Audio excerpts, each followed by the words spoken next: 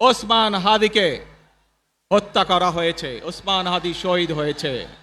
প্রিয় ভাই বোনেরা, ওসমান হাদি চেয়েছিল এই দেশের মানুষের জন্য গণতন্ত্র প্রতিষ্ঠিত হোক, এই দেশের মানুষের গণতান্ত্রিক অধিকার প্রতিষ্ঠিত হোক, এই দেশের মানুষ তাদের গণতান্ত্রিক এবং অর্থনৈতিক অধিকার ফিরে পাক।